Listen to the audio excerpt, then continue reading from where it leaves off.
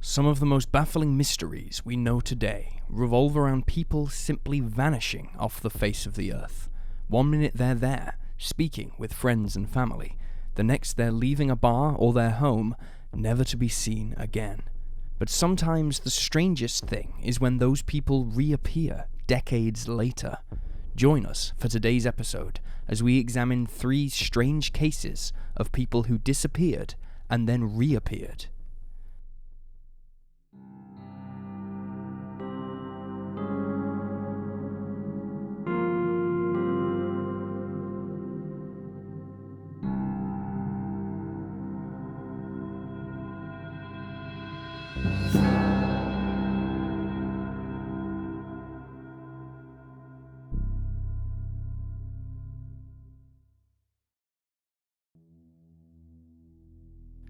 Vasile Gorgos. 63-year-old Vasile Gorgos was living in eastern Romania at the time of his disappearance. A cattle farmer and trader, Vasile was known to go on regular trips for his business, and on this particular day in 1991, he had already purchased his train ticket. Though he was away from home frequently, Vasile would always keep in touch with his family and arrived home when he said he would. But this time it was different. After leaving for a trip, he never returned, and although the police were contacted, virtually no leads or clues were found in the case. Vasile's family grew more and more concerned as time passed, with the days bleeding into weeks, months, and eventually years. They came to terms with the fact that they would likely never see him again, and accepted that if he had died, there was a chance it was not peaceful or accidental. The family held regular memorial services and grieved for him over the years. But in a shocking turn of events, they did see Vasile again. On August 29th, 2021, 30 years after he went missing, a car pulled up in front of his home, and out stepped 93-year-old Vasile, wearing the same clothes that he had disappeared in. He had nothing new, no new possessions or any luggage, and inside his pocket, his family found his train ticket, which he was due to travel with on the day of his disappearance, and his ID. He was in good condition, showing no signs of neglect or abuse. Notably, Vasile had not been in the driver's seat of the car, and the vehicle sped off before anyone could ask questions or see the driver. Unfortunately, relatives were unable to remember the license plate number. When asked where he'd been for the last 3 decades, the 93-year-old replied, "Home." While he was examined by a doctor following his return to his family, he was described as being in very good health, aside from some neurological issues, which were said to be nothing out of the ordinary for his age. His memories from before his disappearance were reportedly mostly very clear. His wife had died, he was born in 1928, and his parents were well-established and respected merchants. However, he struggled to recognize his 2 children, possibly due to how much time had passed. Despite being questioned about his whereabouts, Vasile could never recall what had happened to him in August 1991, when he'd left home for a routine business trip. Without proper answers, armchair detectives had been promising all sorts of theories on social media. Some speculated that he abandoned his old life to start anew, possibly with a lover, and that he returned home to make amends before his health deteriorated. Others have suggested that he spent 30 years in prison, but hadn't wanted to reveal this information to his family. This idea came about because Vasile was wearing the same clothing he had on the day he went missing. Another theory suggests that he had been kidnapped and forced to work in manual labor for the last 3 decades. Vasile's son initially didn't recognize his father. He told local media, "We don't understand him. He doesn't know what he's saying. He talks to us about the period when he was involved in raising and selling cows. We ask him one thing, and he tells us another. Who knows where he has been? Who kept him? Maybe he was forced to work. Who knows what kind of life he led?" To this day, Vasile's whereabouts between 1991 and 2021 remain a mystery.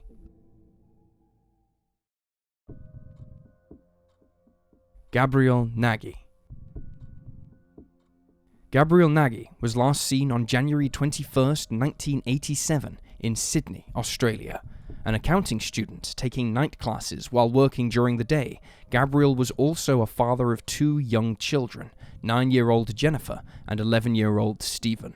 On the day of his disappearance, he called his wife, Pam, to let her know he'd be home for lunch. Though Pam prepared him a meal, Gabriel never returned home. The following day, investigators reached out to the family after Gabriel's car was found on the side of the road. It had been burned out and abandoned, and Pam filed a missing persons report for her husband, terrified about his safety. Gabriel was a reliable man. He did what he said he would do and was always on time. If he was ever held up for anything, he would always call. The fact that he had neglected to come home the day before, and that his car had been abandoned, made Pam fear the worst. Over the next few weeks, searches were made for Gabriel, and missing posters were distributed. When the police checked out the couple's finances, they discovered that the 46-year-old had withdrawn cash from an ATM in Newcastle, about 93 miles from Sydney. This was the only clue they found in the case. Pam could not account for why Gabriel was in Newcastle, and investigators were unable to uncover further leads. Gabriel Nagy was a missing person for 20 years. During that time, his children grew to adults and started families of their own, and while the family eventually moved house in the years following the disappearance, Pam always made sure they were registered in the phone book in case Gabriel ever wanted to reach out. But when 2 years became 5, 10, 20, they realized that things could be worse than they initially thought. Incredibly, just 2 weeks before Gabriel was due to be declared dead, the lead detective on his case decided to give it just one more look, and when she did, she discovered a Medicare record in Gabriel's name. Authorities soon turned up on Gabriel's doorstep. At the time, he sometimes called himself Ron Sanders. He was living in Mackay, nearly 1,000 miles away from where his car had been found abandoned. Gabriel did not recall anything about his past. He had been making his living doing odd jobs on fishing boats and construction sites, and explained that he had been living as Ron Sanders for a long time, but had recently remembered his real name. He also recalled that he had been in Newcastle, where his car had been found, and had a bleeding head wound. He showed off a scar on the back of his head, which led him to believe he may have been suffering from memory loss. The last 20 years of his life had not always been easy. He had sometimes slept on the street or beach, and he used alcohol as a crutch at times. A local pastor had recently offered him work and a room, and it was he who helped Gabriel get a Medicare card when he needed surgery. Gabriel would later tell the Chronicle Mail that the detective asked me a lot of questions and started showing me photographs. It was like a cartoon, where flashbulbs go off on the top of people's heads. She gave me a letter from Jennifer, a letter from Pam, and letters from my dad and stepmom. Later that day, Gabriel sat down and wrote responses to the letters. In the days following, his daughter sent him a text message. He recalled it said, "Hi, Dad," and that was enough to make me cry. She wrote that she'd finished the letter and she still loved me. 10 minutes later, the phone rang and it was Pam. We talked until the battery died. It is generally believed that Gabriel developed the memory loss disorder named dissociative fugue after his car accident. Though they do not live together, Gabriel keeps in constant contact with his wife, children, and parents.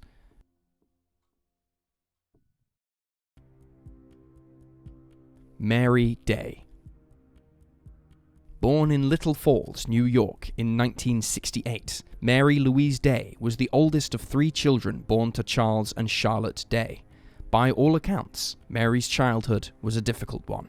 Her mother was often unable to care for the children, resulting in the 3 sisters spending their youth in and out of foster homes.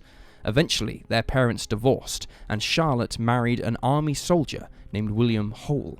The couple had 2 children together, and Charlotte organized to take full custody of Mary and her sibling, Kathy. Their youngest sister, Sherry, remained in foster care and was ultimately adopted by her foster family. In 1978, shortly after the family relocated to Hawaii as part of William's job, Mary and Kathy's biological father, Charles, died in an accident, leaving the girls an inheritance, which they referred to by the code name Mohawk. In 1980, at the age of 12, Mary was removed from Charlotte and William's custody when it was discovered that the latter had been physically abusing her. While the family moved to Seaside, California afterwards due to William's job, Mary remained in Hawaii. She was eventually sent to live with her mother and stepfather again, however. Mary was last seen on July 15, 1981, but she was never reported missing by her mother and stepfather. According to CBS, on the night that she was last seen alive, William physically attacked Mary after he accused her of poisoning his dog, which was sick. William and Charlotte would later claim that the 13-year-old was gone the following morning. Though her sister, Kathy, asked where she was, Charlotte told her simply that Mary had run away and to never ask about her again. In 1994, over a decade after Mary went missing, her youngest sister, Sherry, filed a missing persons report. She would later tell 48 Hours that she had asked her mother about Mary, and she told her the same story she had told Kathy, that Mary had simply run away. In some accounts, Charlotte reportedly said that Mary was also on drugs and had become a sex worker.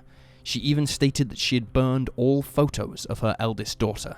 Kathy would later explain to her sibling, "We're not allowed to talk about Mary." After Sherry filed a missing persons report, little headway was made in Mary's case. An age-progressed photo of her was created and released, but it wasn't until 2002 that an official investigation into Mary's disappearance was opened. Police found that neighbors in Seaside did not remember the 13-year-old and didn't recognize her photo, and that while living in the town, Mary had not been enrolled at any school. Upon speaking with Kathy, investigators found even more information. She revealed that her sister had been beaten by their stepfather the night before her disappearance, causing her to bleed from her mouth. Notably, Kathy had been kicked out of the family home at the age of 14 and left to fend for herself. Sherry, meanwhile, reported to police that her mother had once told her that she knew of places in California where a body could be buried and never found. This led Sherry to believe that Mary had been murdered. Charlotte and William were inconsistent and untruthful when speaking with investigators. Charlotte appeared to know very little about her daughter's disappearance, other than that she ran away in 1981. She claimed that her husband had filed a missing report with the local police department, but no record of such a report existed. William claimed that he'd reported the girl missing to the police via a phone call, but again, there was no record of such a phone call. He later admitted to assaulting Mary the night before she vanished. Furthermore, in 1983, Charlotte reportedly lied to Sherry, claiming that she and William had gone to great lengths to locate Mary. They'd listed her missing, searched for her, and handed out flyers. But none of this was true. There was some speculation that the couple hadn't reported Mary missing because they were cashing her social security benefits at the time. In her interview with police, Charlotte reportedly stated, quote, "If Mary's dead, she's dead." Kathy also revealed to investigators that she and her siblings had been told not to go near a corner of the garden when they were playing outside. She directed authorities to the corner, and cadaver dogs reportedly picked up on the scent of human remains. A child's shoe was found when police dug, though human remains were not located. Cadaver dogs would later alert law enforcement to an area near the house where the family had lived in Fort Ord, leading authorities to speculate that the body buried in the family home in Seaside had been dug up and moved with them when they changed homes. Everything changed in 2005, however, while investigators were building a case against William and Charlotte. In November of that year, a vehicle was pulled over as part of a routine traffic stop. The truck had stolen license plates, and police asked the passengers for documentation. One passenger had an Arizona state ID with the name Mary Day. It also had Mary's date of birth on it, as well as other important information. During an interview, the woman revealed that she was Mary Day, who had vanished in 1981 at the age of 13. She claimed that she'd run away from home to escape her abusive parents, but investigators were skeptical of her story because the woman had a thick Southern accent, which Mary did not have as a young teen. Adding to police doubts was the fact that the Arizona ID had been issued 3 weeks before she was taken into custody, around the same time that the homicide investigation had begun. Investigators decided to test the woman's DNA and compare it to Charlotte's, which showed that she was indeed her biological daughter. Although police still seemed to have their doubts, they could not argue with the DNA evidence. Mary's sister, Sherry, invited her to live with her in North Carolina. The two reunited with Kathy. Questions continued to plague the case, however. Sherry and investigators didn't understand why Mary had such a thick Southern accent, and Sherry noticed that her sister was receiving mail addressed to Monica Devereaux, although it's possible this was simply an alias Mary used as it had the same initials as her real name. Kathy also had some suspicions about Mary, because she didn't remember that their father had left them an inheritance, or that they used the code word Mohawk to refer to it. She also didn't recall William's accusations that she'd poisoned his dog.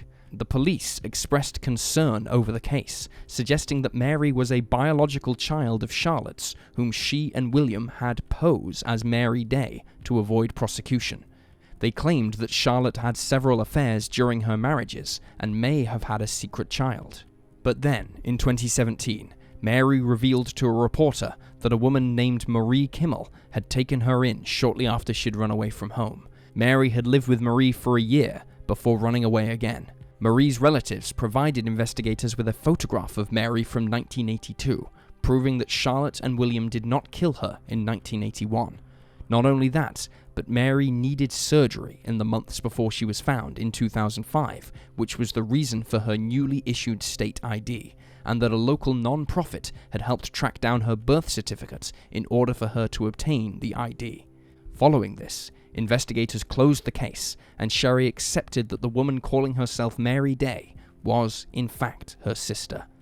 Mary died shortly afterwards in 2017 at the age of 49. And there you have the facts. Please leave a comment down below with your own thoughts and reactions, and remember to like this video and subscribe to support the channel. Thank you for watching. Stay alert, stay safe, and I'll see you next time.